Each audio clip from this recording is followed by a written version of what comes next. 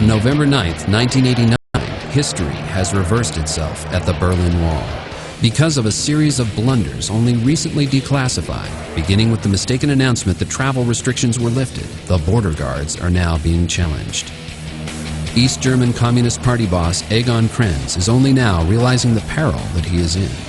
Years later, historians unravel the truth. This press conference of November 9th, 1989, it was a mistake. It was a mistake. It was a human failing on one of the top East German leaders. It wasn't supposed to happen this way at all. At 1 a.m., the most severe challenge yet uncoils near the Brandenburg Gate. West Berliners look east and challenge the border. The communists have to act fast. The country is coming apart under their feet. Post-Cold War interviews with communist military officials reveal East German troops are ordered into a state of increased combat readiness in and around Berlin. I went to the Brandenburg Gate, of course, and there were already the first people standing on the wall. The Wopo tried to drive them away by using the water guns, but they held on. Hundreds of East Berliners came over the border and hundreds of West Berliners were going into the opposite direction. Totally unknown strangers embraced each other and shouted, "Awesome."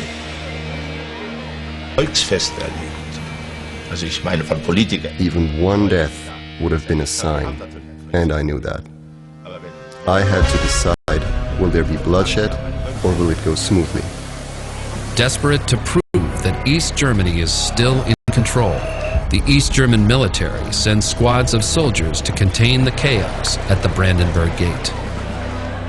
3 a.m. They begin to push back against the crowd. Finally, they clear the square. But by now, it is too late. The wall faces destruction. I mean, that was one of the first things that happened. People started hammering at the wall immediately, as I remember the next day, and they were hammering at it from both sides. And it was great because people were breaking through from both sides and finding each other and reaching through.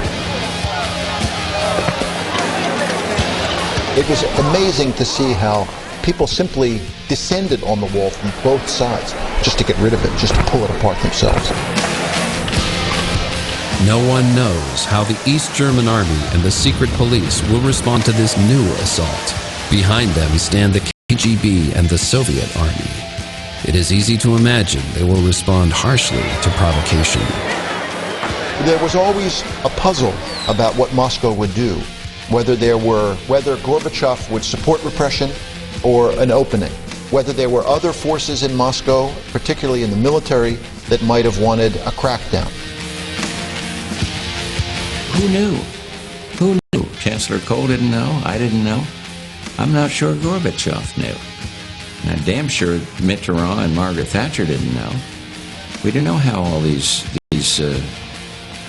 monumental event would affect the pride of the Soviet military, the nationalist feeling that the Soviet Empire had.